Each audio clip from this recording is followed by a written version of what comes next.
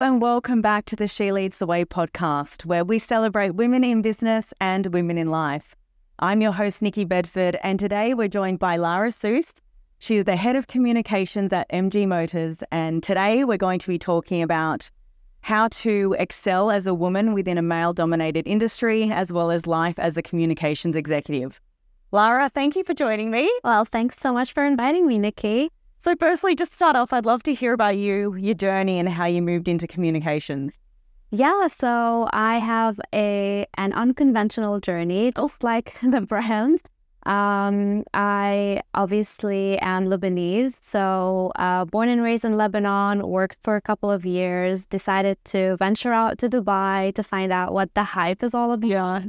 And that was during the time when Facebook was really a big hit and Mark Zuckerberg was all over the press. So I was like, okay, this is really awesome. I want to work in social media. And so I ventured out in Dubai. I crash couched my friend's house until I found a job, and I was approached by a German advertising agency to work on the BMW Group account. Oh, cool. So I worked on BMW, Mini Cooper, Rolls-Royce. I was doing client servicing. I was doing content creation, in addition to all the campaigns, regional and tactical campaigns for the Middle East offices and across the region.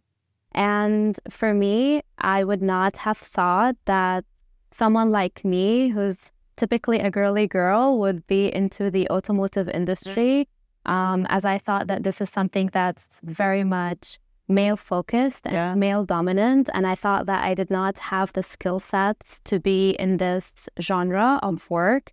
But I surprised myself because throughout the years, I just enjoyed the work that I was doing. I enjoyed seeing the campaigns and the creative concepts that we were putting out there actually materialize, not just in the region, but with our customers. And so this is how my journey started back in 2013. And then I moved on to work with bigger agencies, joined massive automotive groups like Audi, Volkswagen, and now with Side Group, heading the comms for the MG Motor brand. Amazing, amazing. So we'll get to all of that, but just I'd love to take a step back for a second. So you actually, one of your first roles was within the automotive space. Yes. Did you always love like cars growing up, or did you find that you moved into this space and you're like, oh, actually, I quite like it here. I feel like I belong here. Do you know what? My brother actually used to force us to watch the F1. Well, partner, just and I grew up with two older brothers. So obviously I'm like the little tomboy, but I can also be like the girly girl. But just played football with them over the weekend and kind of like chilled with them, doing some gaming and stuff. And his obsession with cars, he's a mechanical engineer. Oh, cool. And so he actually was obsessed with watching the F1. I'm a huge F1 fan myself, and I absolutely love like the motorsport industry. So for me, I never really thought that the automotive industry in general was something that I will see myself in. I thought this was something that is just passing, that I will end up doing something a little bit more on the fashion side or something a little bit more lifestyle-y. Well, it's definitely a little less feel it from there. Not at all. Yeah, 100%. So that's gone out the window. And I think it was during COVID that I realized I really have a passion for automotive marketing. I enjoy working on these creative campaigns, trying to push out the products in the market, working with media and doing all of these campaigns that will have an effect on people. Yeah. Do you think that it's helped your career? So I note that you were in media agency side and you're on client side. How did you find the balance of both of those two? Well, I always get asked this question, is the grass greener on the other side? No. I don't know, but to me, I find like there are pros and cons to both industries. I do find obviously a lot of learnings that can be taken from the agency side, and a lot of learnings or different kind of learnings that can be taken from the corporate side. So when you're in the agency side, you have this opportunity to work on a lot of brands. You have the opportunity to work with different people, so many different cultures in and out.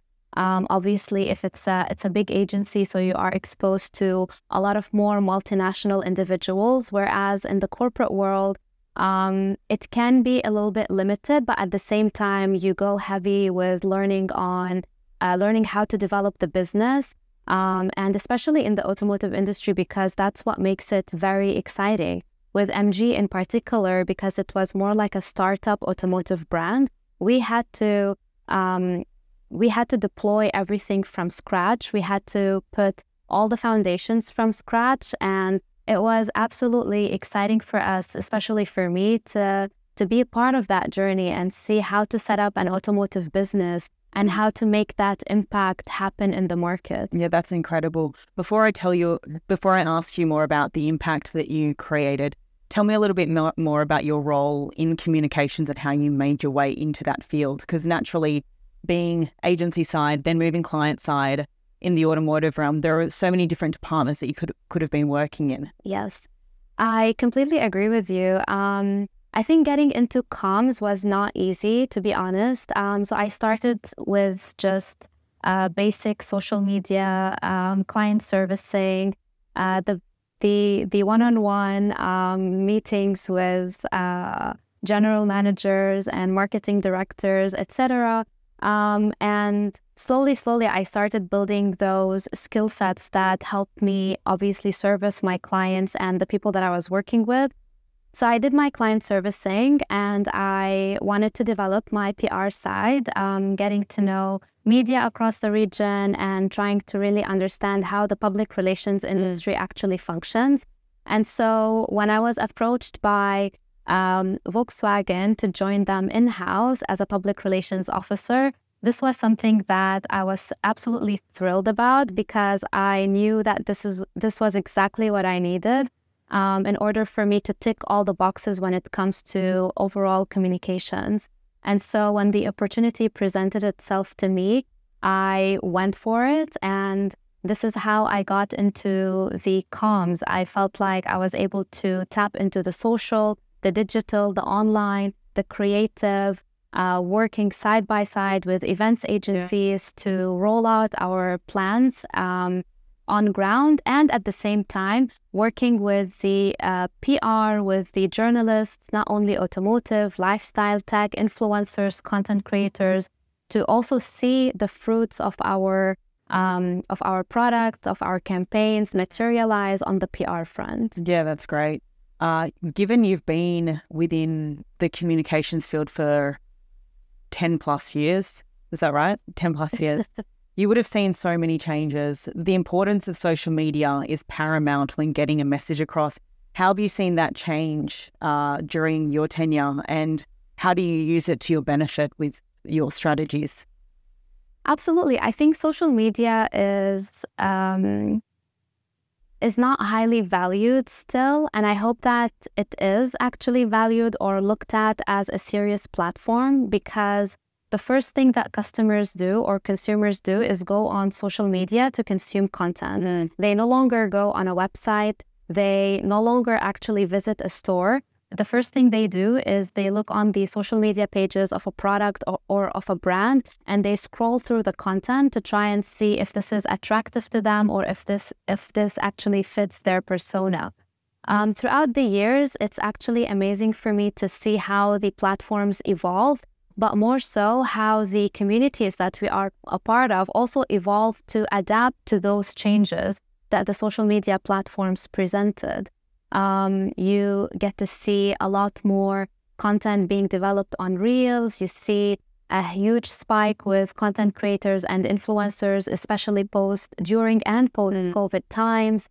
You see brands be a lot more human, a lot more sensitive, and you get to see that rigidity that they previously had prior to COVID almost disappear because of the flexibility that the social media platforms have offered, not just consumers, but also the brands. Yeah, that's so interesting. And it's funny because typically within the automotive field, it's always been TV first, just by the nature of being able to get the communication across, because it's a vehicle and you need the features and benefits. Would you say that it's more of a balance between TV in terms of awareness, but social media for the engagement? 100%. I think at some point we thought that TV and out-of-home comms were absolutely dead, especially after we came out of COVID, because people were not consuming TV anymore. They were consuming the streamlined applications, so the likes of Netflix and Shahid, OSN, Disney Plus, etc. So people were not consuming the regular, or they were not watching the regular TV programs that we all grew up watching. And so for us, I think that now there needs to be a balance between both platforms. It's not only out of home or TV, the traditional broadcast channels, or the outdoor billboards, lampposts, etc., but it's also a solid mix between how your comms can be on social media, online, and also how the exact same message can be translated to your outdoor communication platforms. Yeah, absolutely. So the way that we need to communicate in market is incredibly important. How do you stay relevant? Yes, that's a very good question, Nikki. With our consumers right now and how our consumers are shaped, they are those millennials that consume content left, right, and center. They are very tech savvy. They are well aware of what brands are putting out there. You cannot BS anything, so you have to be very transparent, and you have to be very open about what you're communicating. That being said, the way that we stay relevant is by trying to communicate to our consumers across all platforms. And we use the right mediums and the right pieces of content when we're producing it, when we're putting it out there, to make sure that we're targeting our consumers properly with the content that we're producing. Yeah, fantastic. And then in terms of the impact that has had, can you give us any examples of successful campaigns that you've ran? Yeah, absolutely. I think, like I said, MG is an unconventional automotive brand, and the one challenge that we had, or the first challenge that I personally had with the brand, was when I joined them during lockdown, and everyone was doing a freeze on hires except for MG. They had an opportunity. Wow, really? Yeah, and I just went for it. So I'm actually really happy and super blessed to have taken this risk and to have taken this opportunity, which is something that we will come back to later. But yeah, basically we had a challenge to launch a compact SUV that had a brand new facelift, all sort of tech features, panoramic sunroof, dual tone interior, turbo compact SUV, and we had to launch it during lockdown. And so what we did was we thought about the features that this car has to offer. We thought about the USPs, or the unique selling points that this car has to offer. And we also took into consideration the target audience that we want to communicate with. And because this car, from its segment, how it's positioned, and at the same time from the demographic and the psychographic breakdown of our consumers, we decided to communicate to the younger generation, those young millennials. Yeah. As such, we had a purely online social media campaign when everyone was in lockdown and almost 30% of the workforce were allowed to leave their homes. We were running this mega campaign with 7 influencers, each influencer in one unique market in the GCC. And the tagline of our product was Max Tech, Max Thrill, Max Power. With that, we created a challenge that users had to submit their most unique entry for 1 minute to the max.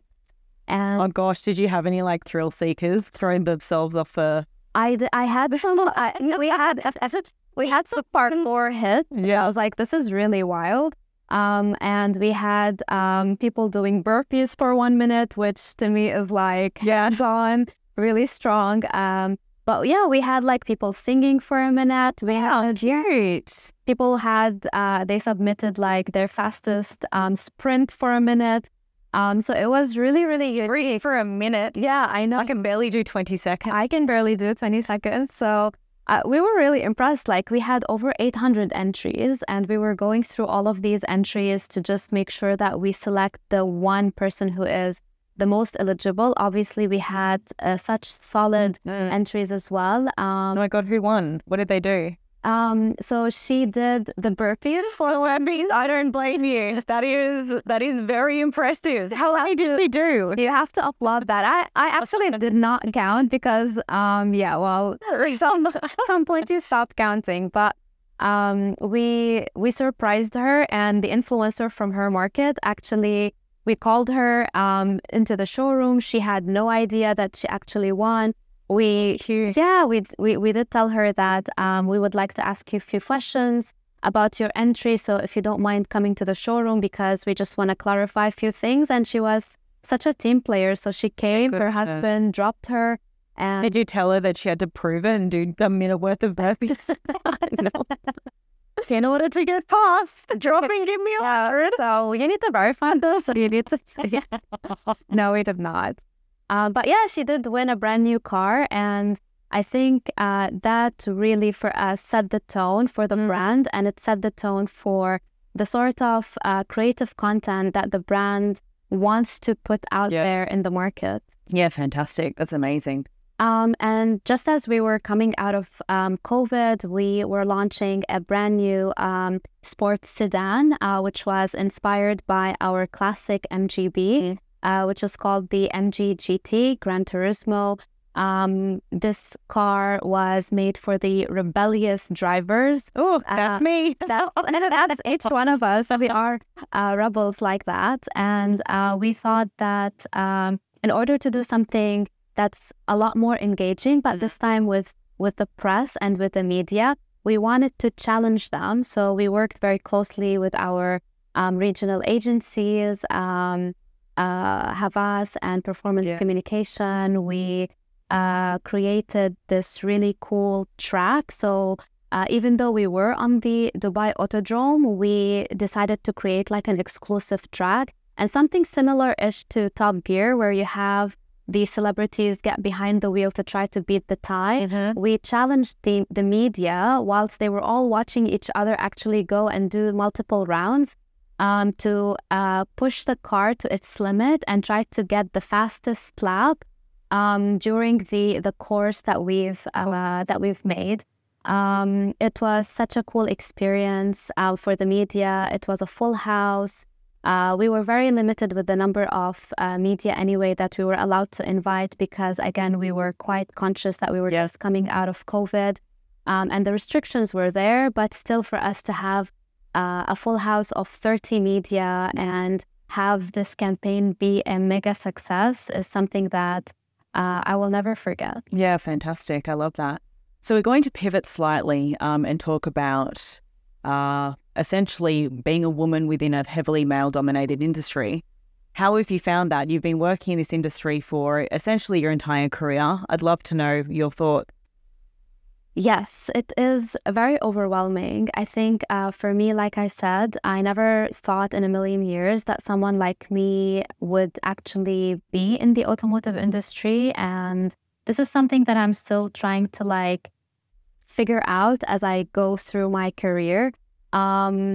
Working in a male-dominant environment, whether it's in the automotive industry or any industry, can be overwhelming, but there are a lot of opportunities, especially for the women out there who have a passion for motorsport and automotive marketing. For me, I've had the best mentors as females, and I've also had the best mentors as males. My current marketing director, Junaid Bukhari, He is a great role model, has helped me throughout my career, and he's a great reference as well when it comes to how to present yourself and obviously how to take on these challenges where we are doing unconventional marketing campaigns. We are doing unconventional content for the brand. And I think with his strategic vision and the leadership of our managing director, Mr. Tom Lee, they have been very strong backbone pillars. And I wouldn't say my success because I don't like to consider myself, I don't like to place myself as successful, but I would probably say that they have been very strong key pillars in the success that the brand has made and the brand has made upon me as well. Well, you certainly are successful. But in terms of, would you say that there have been any challenges as a woman within this industry? Yeah, absolutely. I think for females in general, working in a male-dominant industry does have its own challenges, and the automotive industry has come a long way from where it was in the past to where it is now. Sometimes for females, when they are surrounded or when they are in a room surrounded by these big male personalities, it could be a bit overwhelming for them to get their ideas through or to get their points through as well, in case they feel very strongly about it. But if there's one piece of advice I can give is, if you feel strongly about something that you are passionate about, if you understand what the pain points are, and if you have a vision to how these pain points can be resolved in the future, or you just want to make your point heard, then stick to your guts and make sure that your point is properly heard, because there's a lot for women to prove in this industry. And I think we are slowly seeing that the female force is having this strong impact, not only in the automotive industry, but within the marketing industries of the in automotive. Yeah, beautiful. So lastly, what is the best piece of career advice you've ever been given? Not that I have a lot, but the first one was tell us your only piece of career advice you've ever been given. So yeah, funny enough, I think because my mom always used to make fun of me never shutting up. So she was like, Lara, you have to work in comms. You never stop talking. Mom. Yeah, thanks a lot for that. So yeah, for me, I think the best piece of advice that I got was to genuinely follow my passion. And my passion, anyone's passion, is outside your comfort zone, 100%. Despite what everyone says, I've been told that I'm not good enough in community management, and this is where I actually started. So I was doing community management as a social media account executive, and I did not let this Debbie Downer talk stop me from pursuing my dreams and stop me from chasing my goals. At the end of the day, it's you who should feel strongly about the vision that you have for yourself. And usually these things are outside your comfort zone. Yeah. So the best piece of advice I got was to take the risk, go for it, and hopefully it will materialize for you no matter what decision or action you take. That's great. And actually, I really should ask you, what is your favorite car? What is your fave? Like, if that should have been question number one, having been MG Motors, like, what is it? Well, I have to be a bit biased. What? It's an MG Motors car. MG motor car. I do love the MG GT. Okay. It is a very rebellious sports sedan. But I also have a second favorite. Wait, what color in the first one? I have two favorite colors. One is the black when I'm feeling all like sleek. Black and badass. Yeah, and the second one is yellow because that's the flashy, vibrant color that the car comes in. Yeah, nice. Oh, that's the standard. That's the go-to. Yeah, that's the go-to. Oh, yeah, like if I want to be seen or if I want to like be that flashy person. As you should. As we all should. Yeah, I'll have that. I'll have that. Okay. Yellow car. But I also am a bit biased because the very first automotive brands that I worked on were the BMW group accounts, and my favorite was the Mini Cooper. Yeah. I also have a soft spot for Mini. I do too. They're just the most adorable little car. Yeah, they are. Yeah. Yeah, I wish they can make an exclusive version of the classics again, but I know these are very dangerous when you see how small they were compared to the size of the actual Mini right now. Yeah, definitely. Yeah, it's definitely gotten bigger, but they're still quite cute. Yeah, they're very cute to like sniff around. So wonderful. Well, thank you so much, Lara. Thanks for joining us.